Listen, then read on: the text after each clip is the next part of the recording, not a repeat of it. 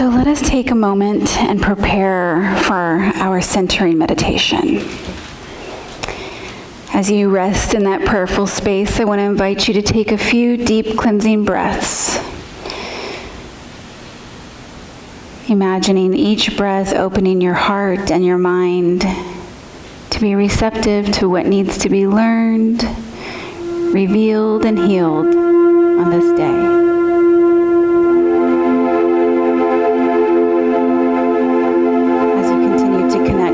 I invite you to become heavy in your seat. Feel the fullness of the support and allow for that to equate to the support that the universe has for you in your divine expression, exactly as you are.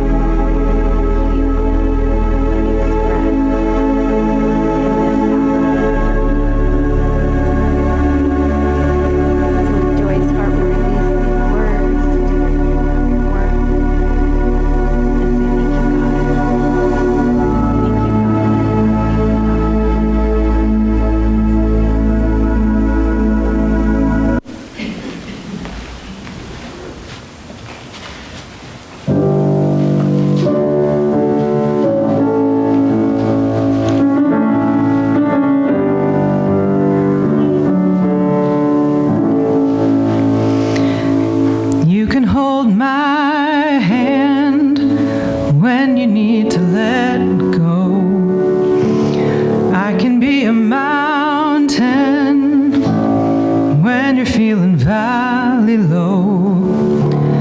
I can be a street light showing you the way home. If you can hold my hand when you need to let go.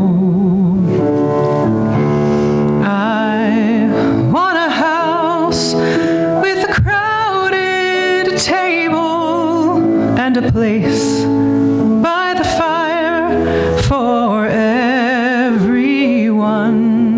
Let us take on the world while we're young and able, and bring us back together when the day is done. If we want a garden, we're gonna have to sow the seeds, plant a little happiness, let the roots run deep. If it's love that we give, then it's love that we reap. If we want a garden, we're gonna have to sow the seeds. I want a house with a crowded table and a place by the fire for everyone. Let us take on the world while we're young and able, and bring us back together when the day is done. The door is always open, your picture's on my wall. Everyone's a little broken and everyone belongs. Yeah, everyone belongs. I want a house with a crowded table and a place by the fire for everyone. Let us take on the world while we're young and able, and bring us back together when the day is done. And bring us back together when the day is done.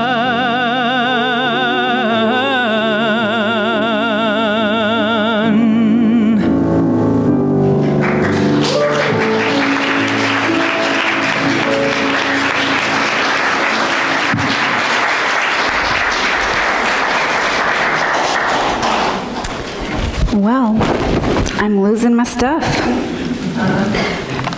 So much for composure. Hi. Good morning. How are you all today? Wonderful. Well, my name is Reverend Maggie Alderman, and I am so thrilled to be with you all. I could say honestly that I've never spoken here in the first service, but now I've sort of never spoken here. So I'm meeting all of you for the first time, and I want you all to know that you have got quite the reputation for those of us who come to visit as being a wonderful, welcoming, warm, and loving community. Don't you think that's exactly how you are? So let's just give ourselves a round of applause for that. I want you also to take a moment and look to your neighbor and say, I'm glad you're here today.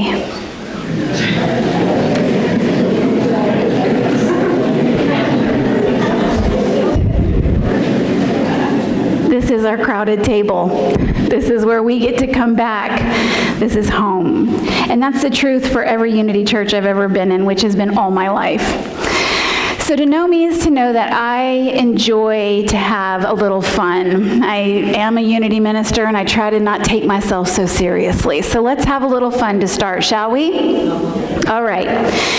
There were two young, mischievous men, two brothers that tore up their town. I mean, they had a good time thieving and raising a ruckus and laying graffiti wherever they could, and they had done all the things, and their parents had responded in all the ways that they knew how. At their wits' end, they said, "We need some help."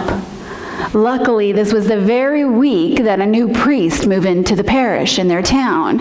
So they went to the priest and they said, "We don't know what to do with these guys. We've tried everything. We need you to intervene." And he said, "Okay, I'll meet with them. On one condition, I meet with them one at a time." And they said, "Okay." So they started with the little brother, and he came in and he sat down in his chair, like kids. Across this long table, here's this intimidating priest, and he says, "Young man, where is God?" Shrug his shoulders. And he said, "Young man, where is God?" And his eyes got big, and he sat back in his chair. And he slapped his hands down on that big desk, and he said, "Young man, where is God?" And at that, he sat straight up, darted out of the church, ran all the way home, through the door, up the stairs, and into the closet. And his big brother came in there and he said, "What's going on with you?" And he said, "Man, Charlie, we've done it this time. God's missing, and they think we've took him."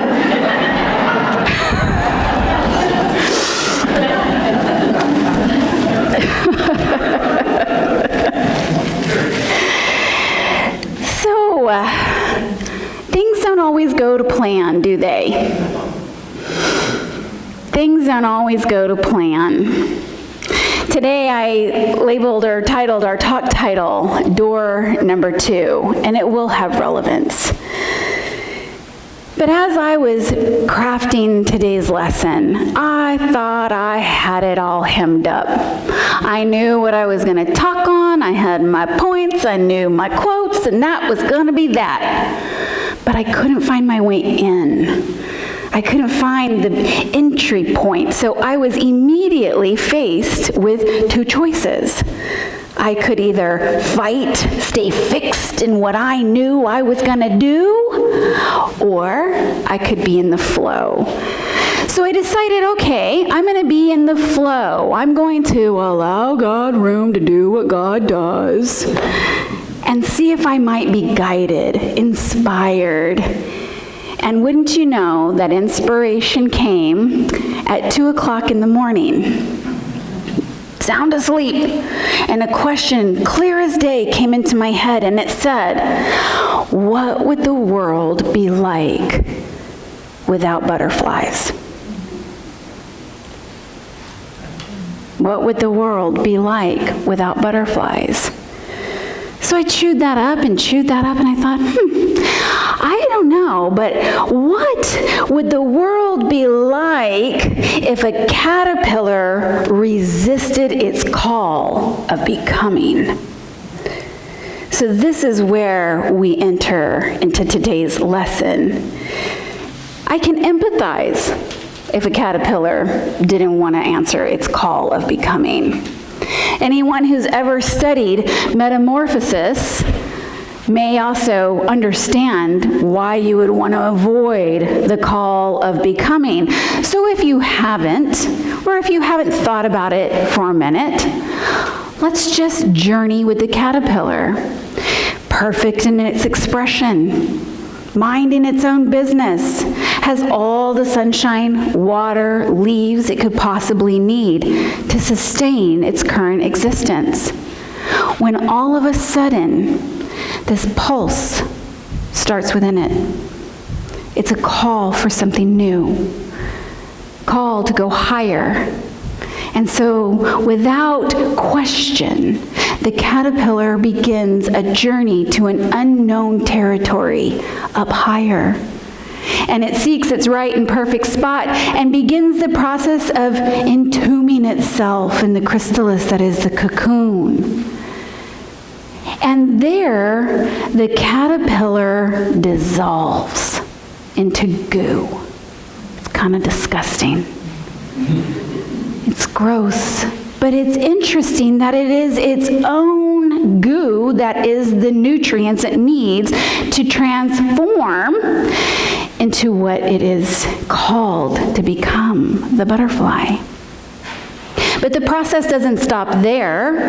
The process goes on to its fullness, and now it has to bust out of that cocoon. And it starts with a small slit, and it struggles, and it pushes, and it purges itself from this cocoon, and no one can help it, you see, because it is the activity of emerging that strengthens its wings and dries its wings so that it may launch and fly into the fullness of what it is now called to become. What if it had resisted and never become? We, friends, are in the very same season of transformation. So on February 14th, Valentine's Day, we entered into the Lenten season, the season that stirs this impetus of change. It has its own heartbeat. Do you feel it? Can you feel that within your being? It's a literal time that we almost don't talk about in unity. But that pulse is calling us forward, higher into a new place of becoming. I don't know what that means to you. I don't know what you may be thinking of, contemplating, or resisting. But I do know that when change is afoot and a call to transform is upon us, then we are going to be uncomfortable because we don't like change, do we? Who likes change? You like change? 2 people. All right, the rest of us, let's go to lunch. All right, 4 of you go to lunch. But we don't really love change, and this Lenten season is a very auspicious time for us to move through the energy of the old and create something anew, but not quite yet. It is a season of in-betweenness, of no longer Lent and not yet. You see. So it has this natural fingerprint that lends itself to wanting to be a season of discomfort. A season that I think we might want to just rush along, wouldn't you? Wouldn't you like to one day wake up and say, you know, this is the day that I'm going to get fit. I'm going to lose that weight, I'm going to build my muscle mass, and I'm going to do the thing. And just by declaring it, the very next day you wake up with new muscles, a new waistline, right? Just like the song said, if you want to garden, you must plant the seeds, and then there's this period of transformation. I know that this comes up time and time again for me. I move. I want to move and be in new places at times. And every time I've had that itch. This is no longer my place. I wish I could just wake up and the cleaning and the purging and the packing has done and I've moved across country and ta-da, here I am. But the work seems to be in that transformation process. You with me? Y'all wish you could just blink an eye and the thing you said you wanted to be, you were all of a sudden, and it was done, right? Well, too bad. That's just not the way it goes. And I'm reminded of this because, as my bio said, we have 3 children, adult children. And I was enjoying a conversation with my 23-year-old the other day. She's in the service industry. She's the lead bartender. And if you've ever waited tables or been in the service industry, you know that the currency is gossip. And these girls were all around her just tearing it up about so-and-so did such and such, and so-and-so said such and such, and did you know that so-and-so broke up with so-and-so? And they were all around her, and she said, Mom, I don't want to be that person anymore. I don't want to be that magnet center of negativity and exchanging information about people that I love anymore. And I said, ooh, you're in luck because I just finished a new dragon fiction novel and I have a quote that I want to save up and use on you. And it goes like this. what you want to be doesn't change without the work. So wanting to be it doesn't do it. You must go through the process of transformation to become something new. So we're all in unity. We love the work, right?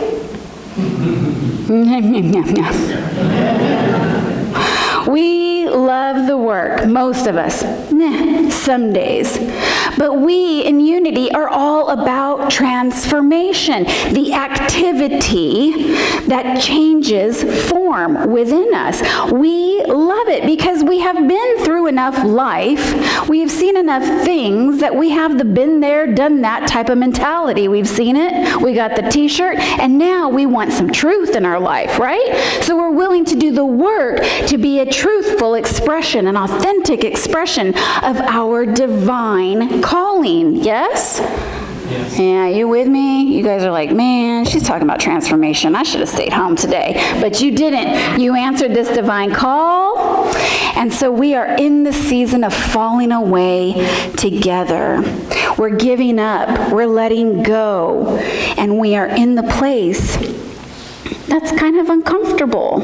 You know?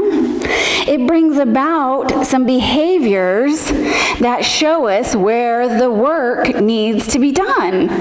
For example, when I'm uncomfortable, when I don't know, I can't see, I'm unclear, when I don't have the crystal ball, I get a little shoppy. I need to go shopping. I need to do something to change the way I feel in my discomfort. Yes? Retail therapy, baby. And if it's not shopping, maybe I get a little hungry. Maybe I need a cheeseburger. Maybe that'll make me feel better about this discomfort that I'm in. And if shoes don't do it and a cheeseburger doesn't do it, then I get snappy. I tell my husband, my children, my parents, anyone who will stand still long enough, all the things that they need to do in their lives to make their discomfort better. And I do it with a sharp tongue. Am I alone? Anybody else get snappy? People like, me. Kinda. Me. Of course you do. It's the human behavior. This wonderful adventure that we have is being spiritual and divine. So I did label today's talk door number 2. Who remembers the old game show, Let's Make a Deal? Yeah? Oh, yeah. If you have a red lipstick and a half-chewed stick of gum in your purse, then you can have a cruise. Or you can have a new kitchen set. Or you can have $5,000. Yay! Well, when we are in transformation, we too have 2 choices. Now, door number 1 satisfies the sensory needs, expressing during my discomfort, the razzle-dazzle, the worldly possessions that satisfy my short-term discomfort in my human experience, like food, shelter, love of another. But I know that you know that we are in this world. We are not of this world, right? Right. So those indulgences don't last too long. They don't change me. They simply indulge me. Now, I don't know about any of you, but my life has never been changed by a new pair of shoes. Right? As much as I wish. I have a lot of shoes. I think I've tried a lot of times. But it's never been changed. I've never been changed for indulging in those sensory temptations. But I have chosen door number 2, the place where we go for the answers to the questions that stretch our soul. You know, why am I here? What am I doing? What's next for me? Where am I going? Door number 2 has those answers. We just simply have to be willing to go there. But, I don't know what's in there, Reverend Maggie. But, I don't know if it's what I need, you see. But, what if it scares me, what I find in door number 2? And fear's a real thing that we have to contend with.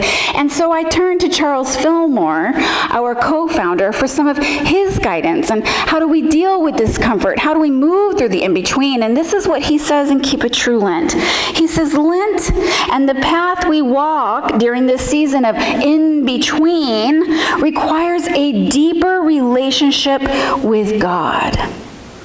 He goes on to say that it is the ultimate time of communion with God. So, what's keeping us from going to door number 2? This is audience participation. What keeps you from going inward? What keeps you from going to God? Fear, false evidence appearing real. Ego. Comfort. Getting warmer. Anyone else? When I'm in this place, what keeps me from going to door number 2 is truth with a capital T. You ever heard that truth hurts sometimes? Once you know it, you can't unknow it. So behind door number 2, behind is me, the truth of my being. So of course, door number 2 is going to point to opportunities for healing. Show me what I need to see. Help me heal what I need to heal. Door number 2 shows us where we have opportunities to exercise forgiveness. We like our grudges. We like our rightness, don't we? Door number 2 may also point to where you have an opportunity to extend an amends, to make an apology. I was wrong. I'm sorry. Please forgive me. I love you. Door number 2 may be where we release those things that we are hoarding that served us at one point in our life, but now we know better. We are bigger, we are expanded, and now we're ready to let that go back to whence it came. Let someone else have those skills. Let someone else have that gift. But the most amazing gift, the amazing truth behind door number 2 is the truth of your divine potential. So what's in there? You. What if it's not what you need most? Of course it is. God is not limited. Therefore, you are not limited. Of course, what you need is behind door number 2. And then, what if it scares me? Well, I want to say, if you are scared at all, then you're on the right track to transformation. It was Muhammad Ali that said, if your dream does not scare you a little, then you aren't dreaming big enough. How big is your dream?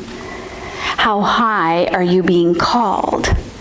How fixed are you in the story of your human limitation? I know it's hard. I join you all in the human experience on that scary line of the growing edge. That edge of wonder. I wonder how, I wonder when, I wonder who, I wonder how much. The same edge is the edge of waiting in God's time, you see. Not my time.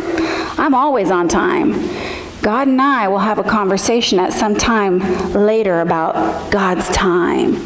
But that is the place of waiting. And it is often the edge of undoing, the goo. The goo. But it is through our communion with God, our time of prayer, self-reflection, contemplation, where we seek to find and receive encouragement, guidance, a steady hand, affirmation into our becoming. The trick is, we mustn't let our small self-talk trick us into standing still. What we resist persists. So you may be tricked into wasting time, seeking shoes, a cheeseburger, door number 1 razzle-dazzle, versus moving through with confidence. I think back onto the things that I may have never become if I allowed for my small voice, lowercase s, to tell me what I couldn't do. I may have never become a mother. I had never been a mother before. It scared the bejesus out of me. I played roller derby for 8 years. Yes, I did. And I wanted to play, and I wanted to be a part of it, and I'd never roller skated a day in my life. My still small voice, lowercase s, said, "You have no business there. You'll get hurt. Don't do that. You'll embarrass yourself." But the fullness of my potential said, I can learn, I can grow, I can expand, and I will be a part of, you see. I would have never become a Unity minister. My ego voice says, "Who are you? No one wants to hear what you have to say. You'll never be speaking in front of a church." I would have been in the belief of my limitation versus the fullness and the expansion of what I knew I was being called to do. So what would you be held back from in your small voice? What have you not jumped into because you felt that pulse, that impulse to move higher? But I know, my friends, that where you say no to God, we find ourselves in a world without butterflies. What's behind door number 2 is yours to do.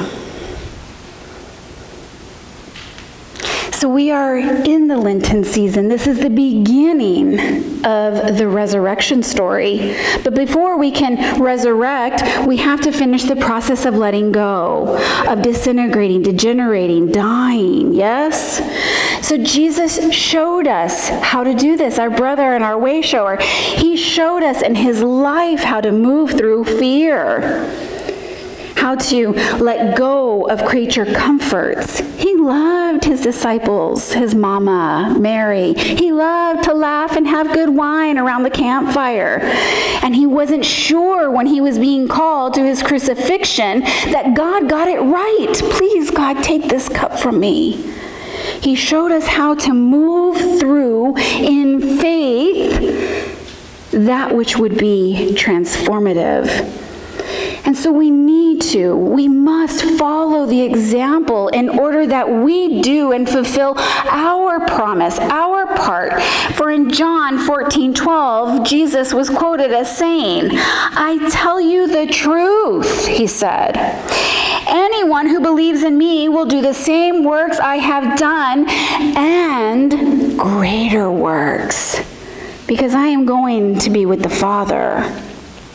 He's saying to us, I'm out of here, but rest assured, my friends, that you know within you how to move through these difficult seasons, how to move through discomfort and fear and doubt and lack, the illusion. Let it go, because God has got this, and your call is yours and yours alone. So we get off the conference call where everybody tells us who we are and what we should and shouldn't do, and we go with the direct line to source. So when you fear, go to God. When you doubt, go to God. When it's all unclear, we go to God for just the right next step. Not the whole step, not the whole process, but what's for me to do next? Right now, God, show me. What we can expect is that change is imminent. We are built to evolve. Isn't that wonderful? What is today will not be tomorrow because it has come to pass. It doesn't come to stay. What is also true is that we will interject our human interference. Everybody got a circus? Everybody's got monkeys, right? So there is our interjection, our distraction. But what I know, and what I know you all know, so allow me to remind you that the only way through it is through it. The only way through it is to go through it. But we don't go alone. We go with God. And we go with one another, expressing as God. So we may move with confidence and boldly into that which we are called to do. So are you ready? Yes? Good. Let me remind you of the quote that I'm so fond of right now. What you want to be does not change without the work. Will you choose door number 1 or do the work behind door number 2? I think we get to work because I know the world is waiting for the divine, unique expression of all you beautiful butterflies. And I am grateful, and so it is.